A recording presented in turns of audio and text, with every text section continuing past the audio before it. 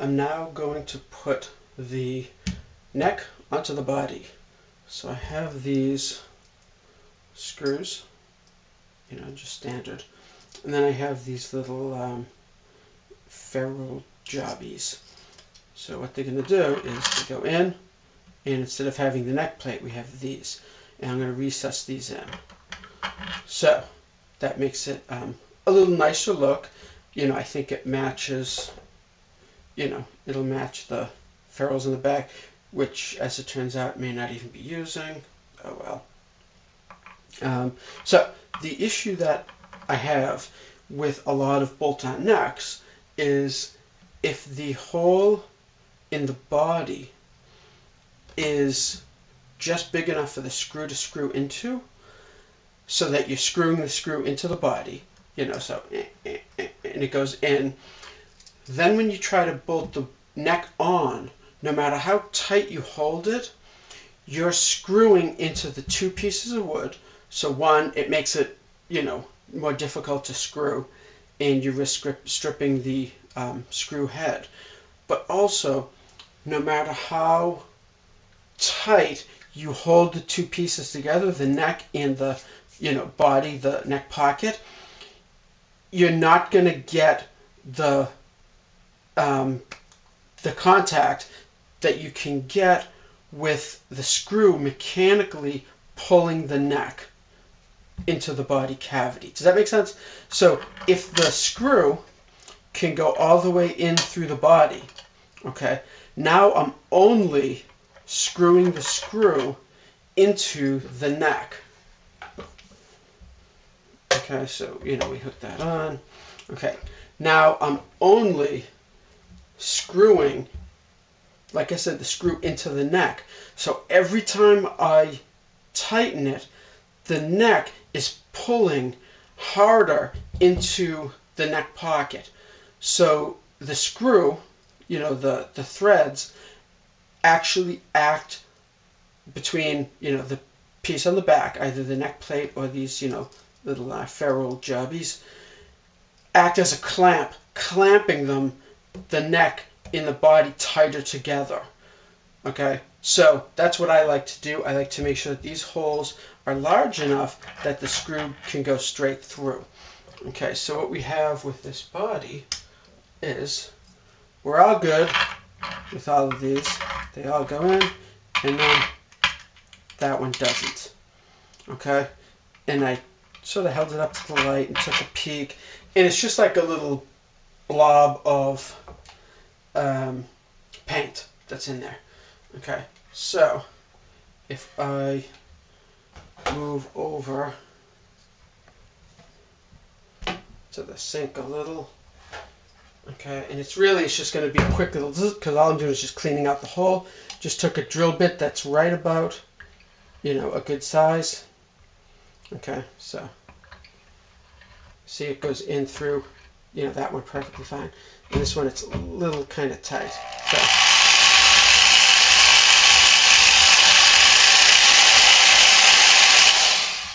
just cleaning that hole out a little bit. So now we'll see, and bam, perfect. Okay. So now the next thing that we have to do is figure out how big these are and what kind of a hole we're going to need to put them in. Okay, so the little spade tip, I think there's another name for these two, I can't think of it. But it's definitely bigger than a 1/2 inch. So all I'm doing is just holding the width of this part. Let me get more. Okay, there you go. The width of this part up to this, and if we look at it, see, it's a little bit. This is a little bit bigger. So 5/8. 5/8 looks like it might do it. Okay, so I'm going to set this drill bit up, and then we'll be right back.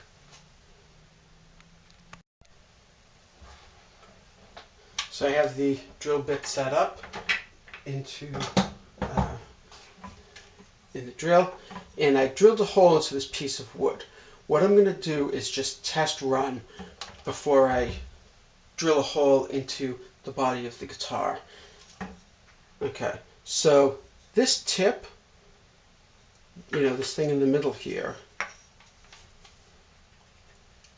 okay, this, it's tapered, so I'm figuring that if I stay centered, okay, if I stay, straight up and down fairly, this tapered is going to keep boring into this hole, keeping this nice and centered.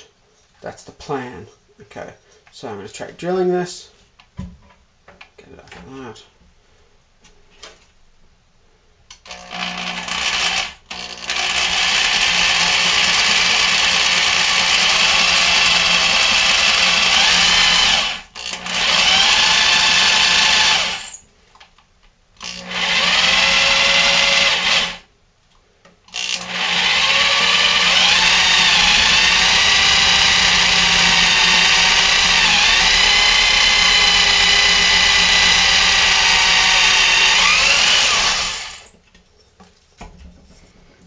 Okay, this is a stinky drill bit, because this wood is not hard wood at all. I mean, I can dent it with my fingernail. But okay, so we did that. So let's see.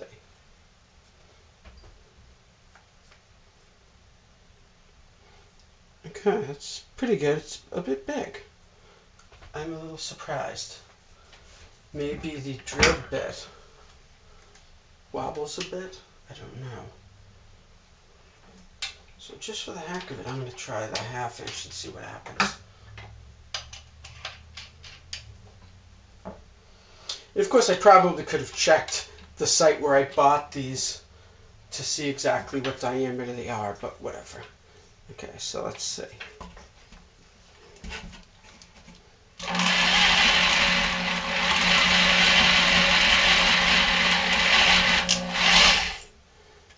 Oh, that's a much better drill bit too.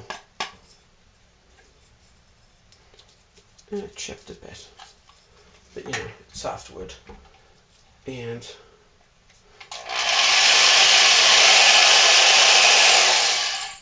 I don't want to say I was in a hurry, but I kind of did push it in a bit.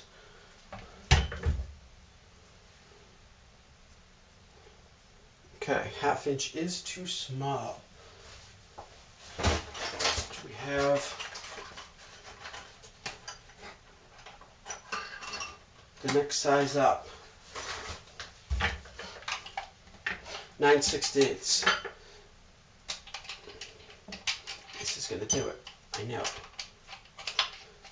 I know it, folks at home. This is going to do it. Okay, I don't really have another hole to work with, but screw it, I'll just do this. Right into that.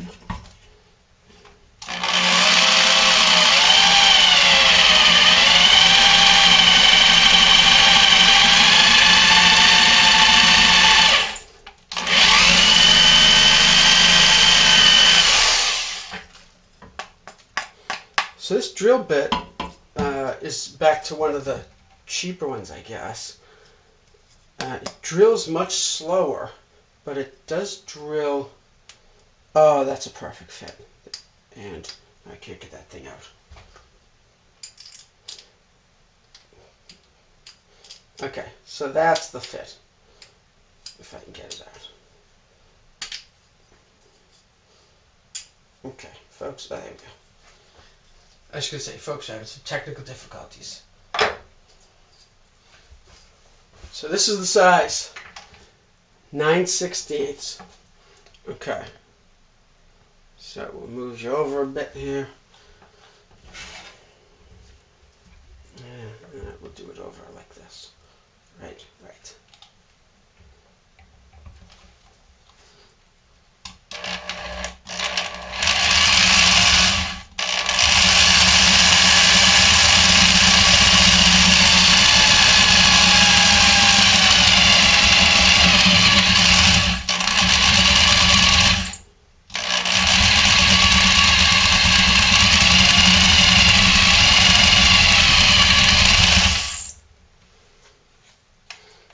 Okay, and this is very soft wood, like stinky soft.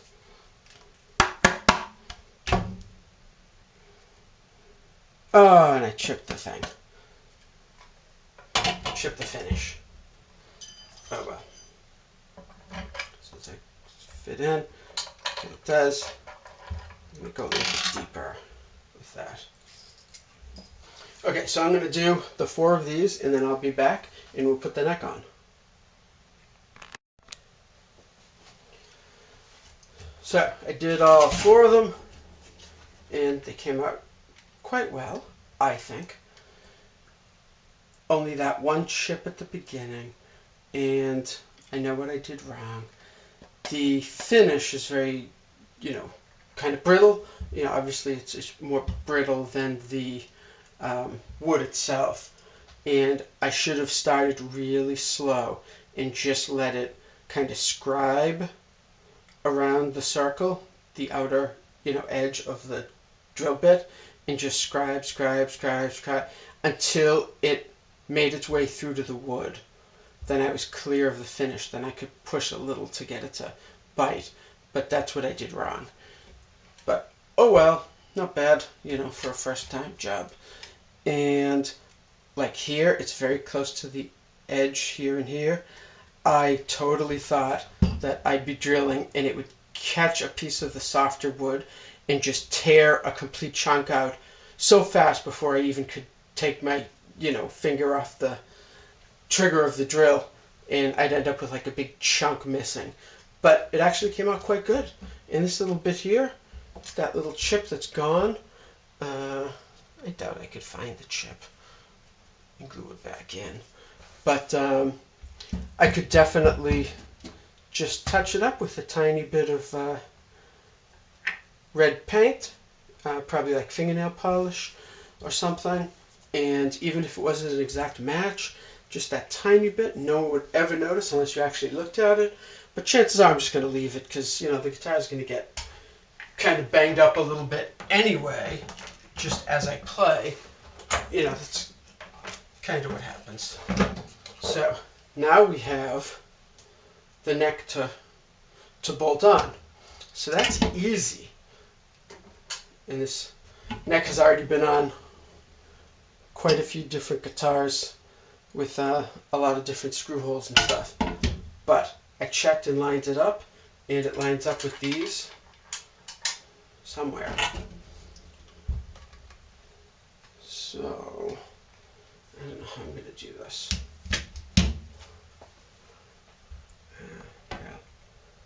This up a little bit. Let me see now, yes. Okay, so if I just kind of put this in, I can see where it lines up with a hole or two, and I can sort of start to put them in by hand. Okay, there we are. So they're all started in by hand.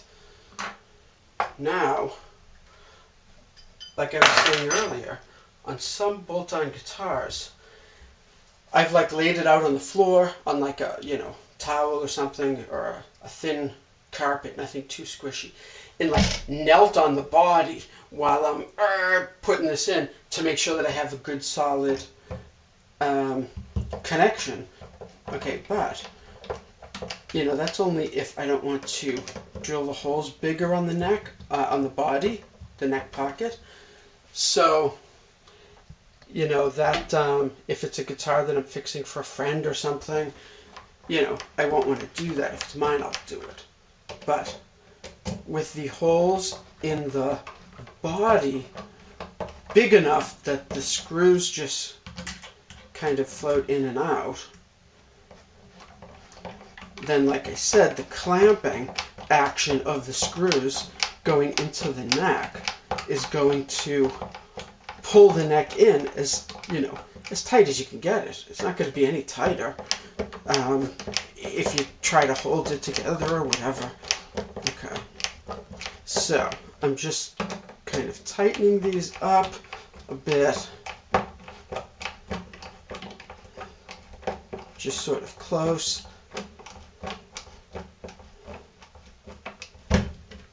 Oops.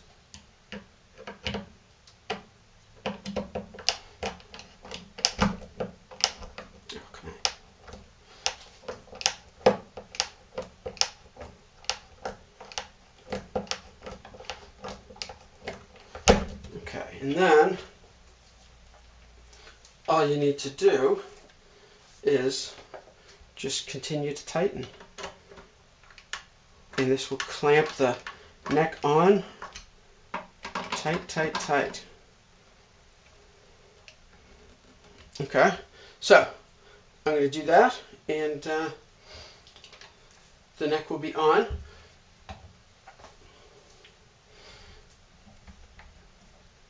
It's already very solid.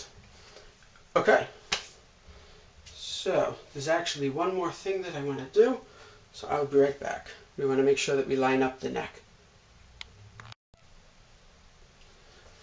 Okay, so the next thing that I want to do, and I hope that I can show this on the camera, I'm going to use the string to make sure that the neck is lined up straight. Because if the neck is, say, slightly this way, you know, even just looking at it, and it's like, oh, it looks perfectly straight. If it's off a degree or two, then the string starting at the knot will slowly come this way to the bridge. You know, not as, you know, crazy as I just showed you, but like say that this is the, you know, say high E string.